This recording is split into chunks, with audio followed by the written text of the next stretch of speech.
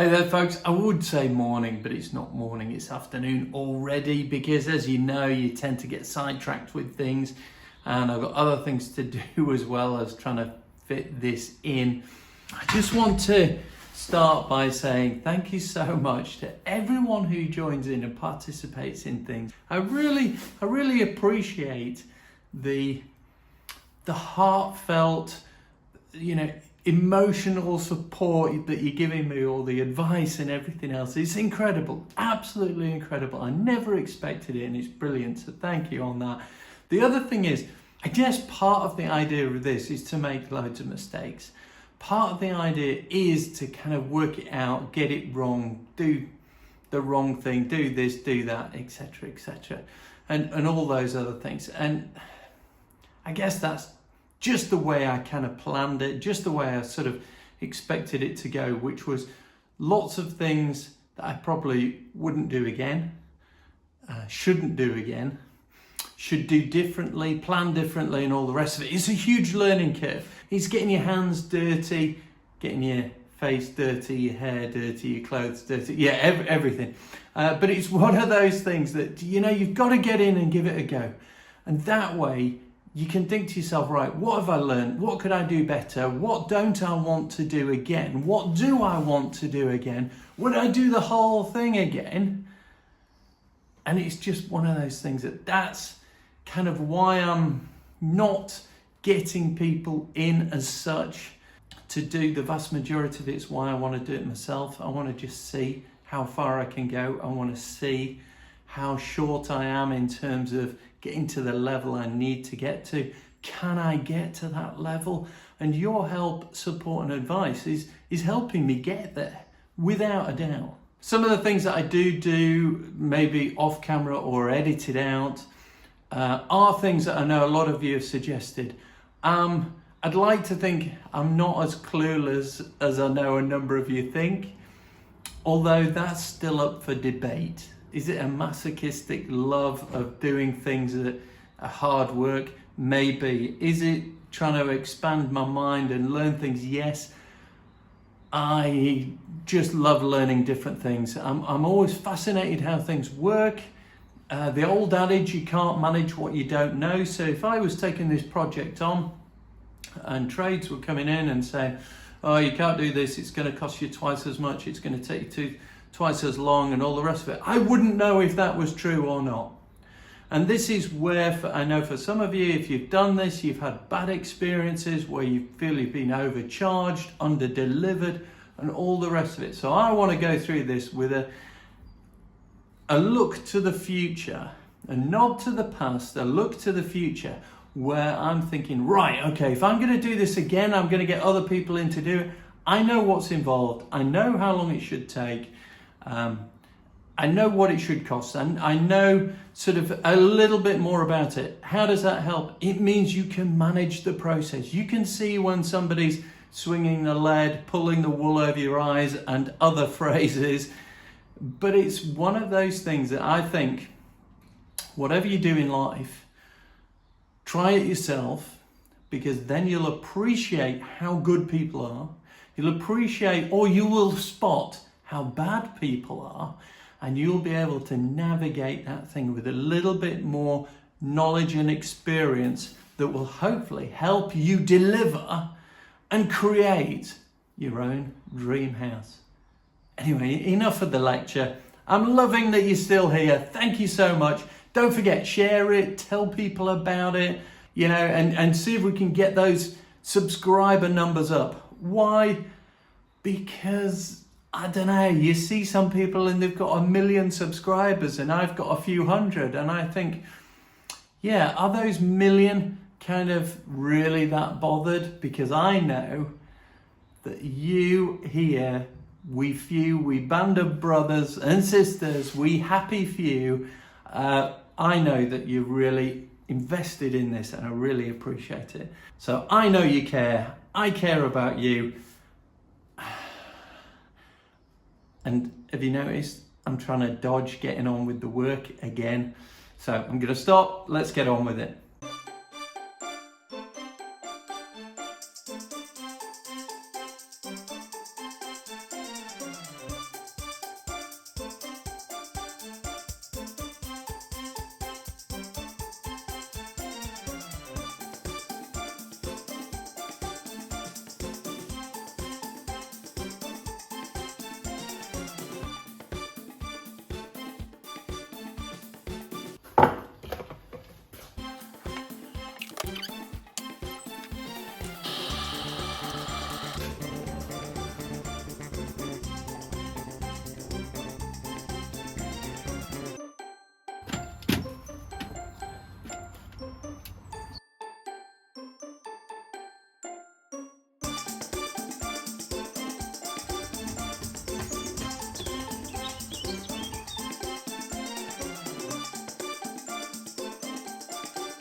Look at that. That is the finest cord hole you'll ever see through bricks like this. That's the extractor, the external bit. Now what I've got to do is obviously line up the internal bits and wire it in. You know, again, if you say it quickly, it sounds really easy. Up there, you will be mine. Oh yes.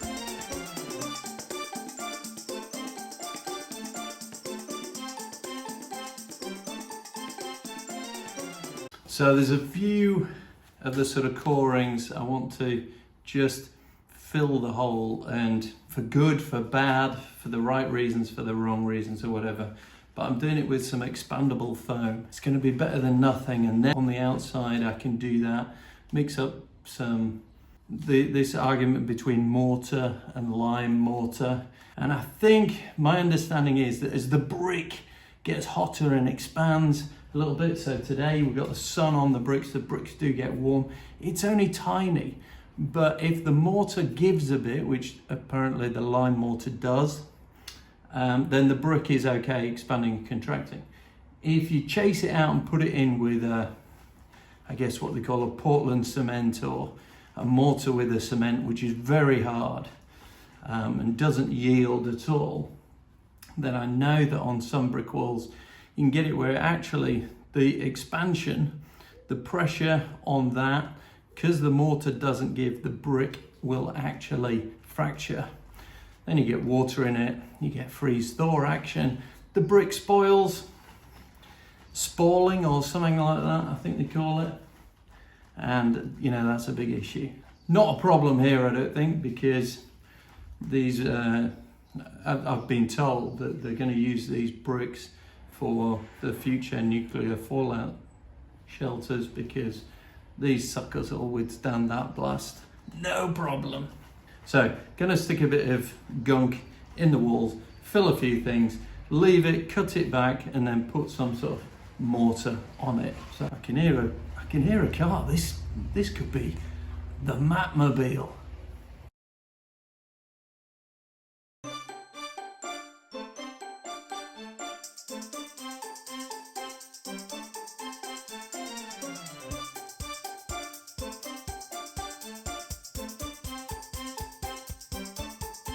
When it comes to this one, this is going to be the two-way that operates at the top of these stairs and the bottom of the stairs. So obviously, yeah, it could have been here, but I wanted it within this section here. Good choice or bad choice? I don't know. I get the feeling that all the choices are pretty bad.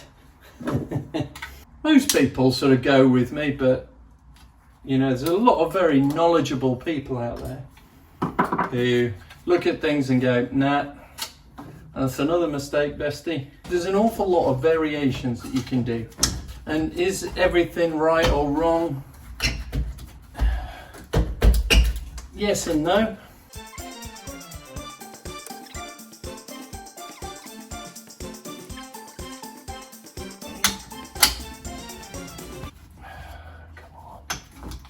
Come on, don't be...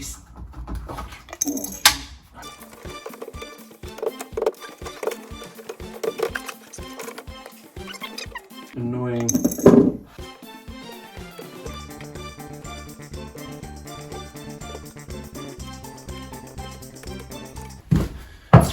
Why does everything take so long? Is it like, ugh.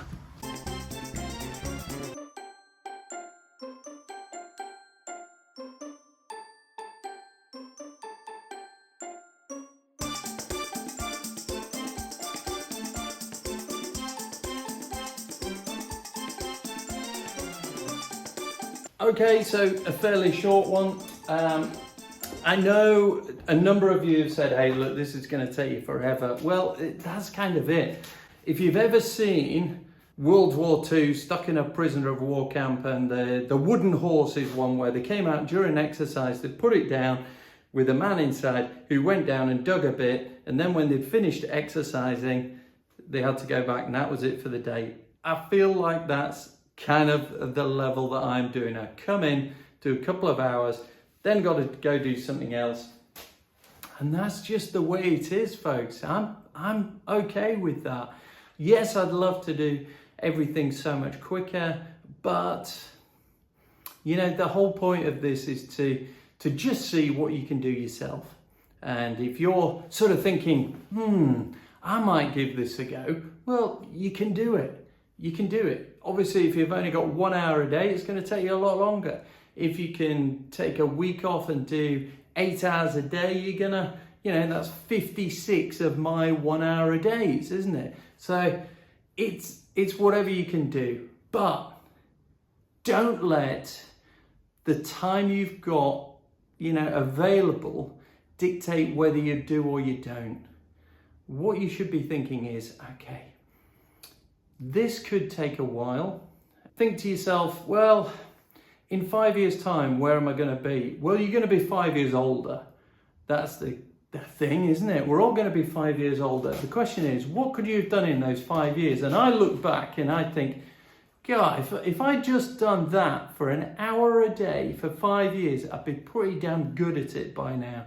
And I think of things like I'd love to play the keyboard, the guitar, anything like that.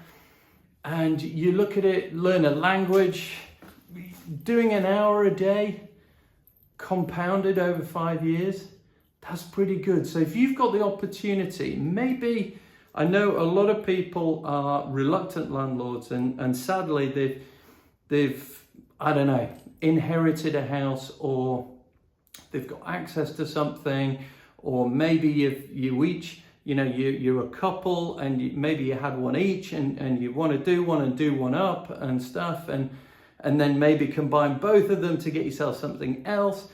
You know, these things, if you think, okay, am I going to do much in an hour? No. Am I going to do much in an hour a day for a week? Well, not bad. For a month? For a year?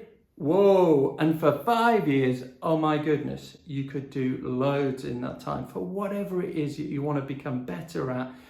You know, that is the power of the kind of the 1 hour a day approach to it. And if you manage to do 2 hours, fantastic. If you manage to do a day where you do 7 hours and then you do nothing for the other 6 days, you're still, you know, right bang on schedule. So don't fall into the trap that if you can't do this full time, you can't do it at all, because I think you can. Might be slower, but you can do it. Hey, and you never know, I might see you somewhere in the tunnel as we, come on, escape to the dream house. See you soon.